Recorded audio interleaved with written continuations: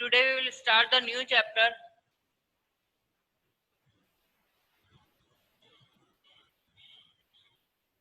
coordinate geometry.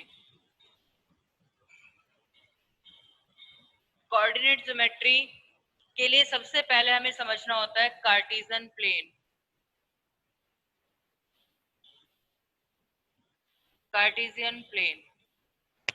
If any two perpendicular lines divide a plane into four parts,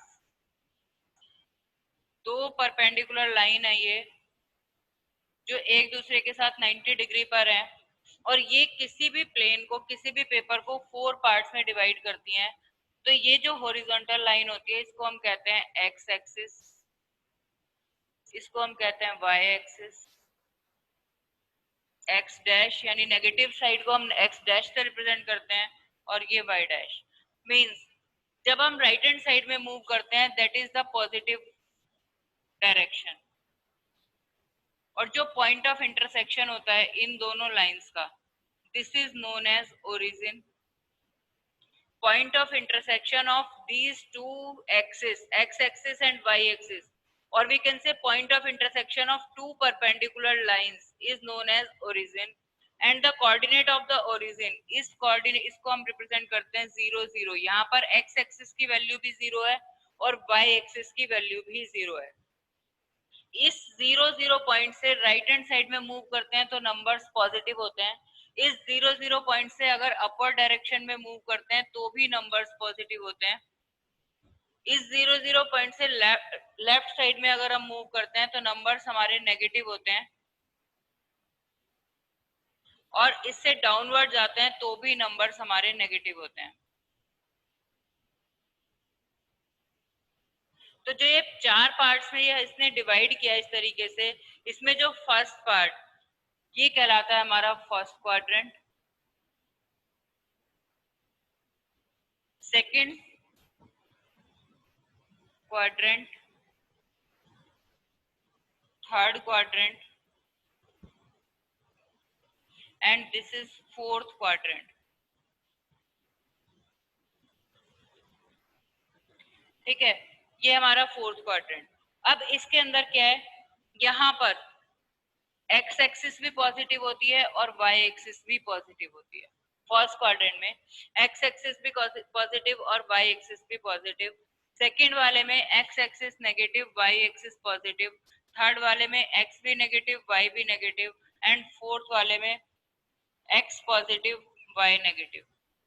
अब मैंने आप लोगों को जिस हिसाब से बोला है इसके अकॉर्डिंग क्या होता है, जब भी हम किसी पॉइंट की बात कर रहे हैं, अगर कोई पॉइंट हमारा यहाँ पर ये लाई कर रहा है पॉइंट P, तो इस पॉइंट के लिए हमारे पास वैल्यू क्या होगी.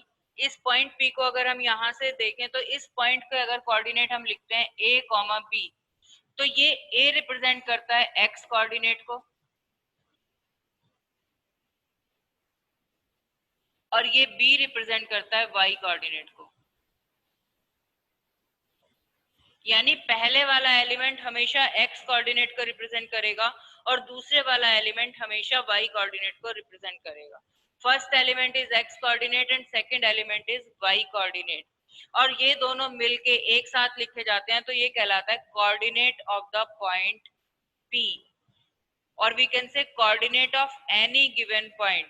Coordinate means x coordinate comma y coordinate. अगर दोनों कोऑर्डिनेट्स को एक ब्रैकेट में हम कंबाइन करके कॉमा के साथ लिख देते हैं तो ये कहलाते हैं कोऑर्डिनेट ऑफ एनी पॉइंट. ठीक है, अब इसके अंदर जो x कोऑर्डिनेट है, x एक्सिस, इस पूरी x एक्सिस पे कहीं भी आप चले जाओ y कोऑर्डिनेट की वैल्यू हमेशा 0 होती है. अगर इसके अंदर हम इसके कोऑर्डिनेट लिख रहे हैं, इस पॉइंट के कोऑर्डिनेट, तो ये पॉइंट हमारा क्या है, 4x की वैल्यू 4 है लेकिन y कोऑर्डिनेट की वैल्यू 0 है, तो इसका कोऑर्डिनेट होता है 4,0. इसी तरीके से अगर हम x एक्सिस पे लेफ्ट हैंड साइड में कहीं भी मूव कर रहे हैं और किसी पॉइंट की वैल्यू चाहिए तो -3,0, यानी y कोऑर्डिनेट की पूरी x एक्सिस पे वैल्यू 0 होती है.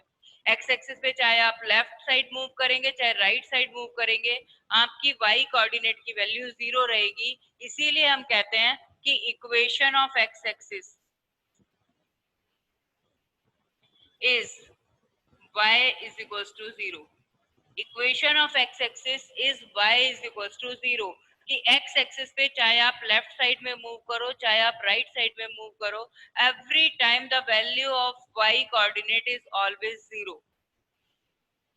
y कोऑर्डिनेट की वैल्यू हमेशा 0 रहेगी। इसी तरीके से जो y एक्सिस है, चाहे आप इसमें अपवर्ड डायरेक्शन में जाइए चाहे डाउनवर्ड डायरेक्शन में जाइए, किसी भी पॉइंट की अगर आप वैल्यू लिखते हो तो ये होगा 0,-3, ये कोऑर्डिनेट होगा मेरा 0,4। यानी कि y एक्सिस के ऊपर मेरा x कोऑर्डिनेट हमेशा 0 होता है।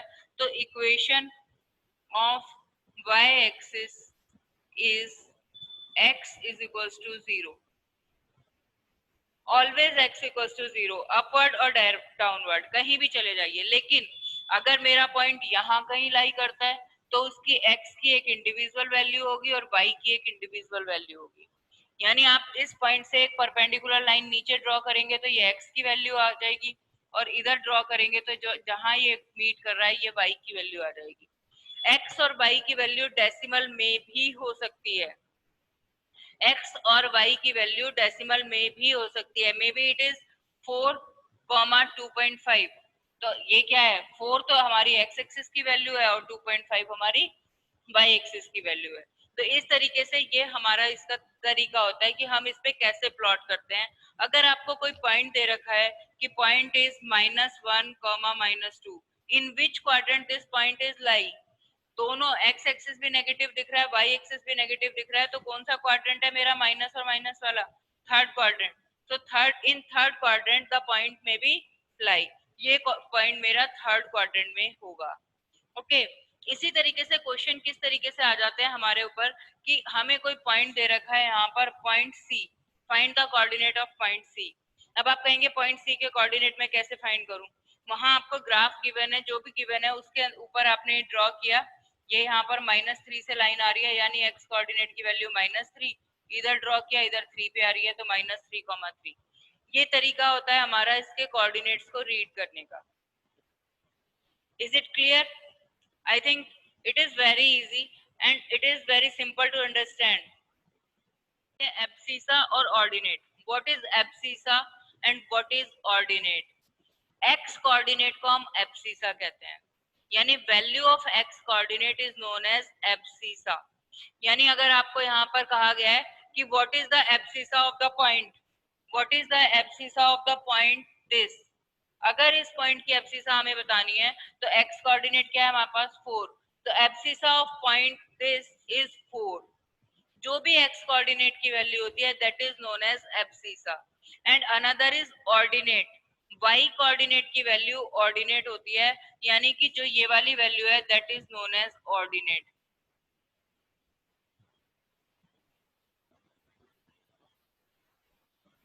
एब्सिसा, एब्सिसा एंड ऑर्डिनेट, यानी कि एब्सिसा x कोऑर्डिनेट की वैल्यू है और ऑर्डिनेट y कोऑर्डिनेट की वैल्यू है, और दोनों जब मिल जाते हैं एक ब्रैकेट में एब्सिसा कॉमा ऑर्डिनेट जब लिखा होता है तो उसको हम कहते हैं कोऑर्डिनेट। जब एब्सिसा कॉमा ऑर्डिनेट लिखा होता है तो उसको हम क्या कहते हैं, कोऑर्डिनेट। ओके, तो यानी कि अगर किसी भी पॉइंट को हमें डिफाइन करना है तो उसके पास एक एब्सिसा होती है और एक ऑर्डिनेट होता है। अब इसमें क्वेश्चन आ जाता है what is the perpendicular distance of the given point. मान लो आपको कोई भी पॉइंट दिया है और उसने पूछा what is the distance from x axis. अब आपको कोई पॉइंट दे रखा है यहाँ पर point P and 4,4, may be इसके कोऑर्डिनेट ये दे रखे हैं, and what is the perpendicular distance of this point from x axis.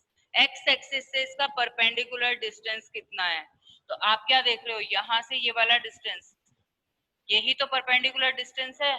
और ये वैल्यू किसकी है, y एक्सिस पे ये कोऑर्डिनेट कहाँ आ रहा है, 4 पे आ रहा है ना। ये डिस्टेंस कितना है, ये वाला डिस्टेंस, ये डिस्टेंस जो y एक्सिस की वैल्यू है वही तो डिस्टेंस है ये। तो परपेंडिकुलर डिस्टेंस यहाँ पर क्या आएगा, 4 यूनिट। 4 यूनिट क्यों आया, क्योंकि ये y एक्सिस की वैल्यू है। समझ में आया? अगर यही पॉइंट मेरे पास है 5,4, अब इसने पूछा x एक्सिस से परपेंडिकुलर डिस्टेंस, तब भी मेरे पास क्या है, y एक्सिस की वैल्यू 4 यूनिट है, यानी कि डिस्टेंस क्या हो गया 4 यूनिट। लेकिन अगर y एक्सिस से परपेंडिकुलर डिस्टेंस पूछता है तो y एक्सिस से परपेंडिकुलर डिस्टेंस ये वाला डिस्टेंस होता है, और ये वैल्यू क्या है मेरे पास, x कोऑर्डिनेट की वैल्यू 5 यूनिट। यानी x कोऑर्डिनेट की वैल्यू परपेंडिकुलर डिस्टेंस होता है y एक्सिस से, और y कोऑर्डिनेट की वैल्यू परपेंडिकुलर डिस्टेंस होता है x एक्सिस से। और इस चैप्टर के अंदर आपको सिर्फ यही करना है कि पॉइंट्स को प्लॉट करना है, और उन पॉइंट्स को ये बताना है किस क्वाड्रेंट में लाई करते हैं, उसकी एब्सिसा क्या है, उसका ऑर्डिनेट क्या है, या उसका परपेंडिकुलर डिस्टेंस x एक्सिस से या y एक्सिस से कितना है।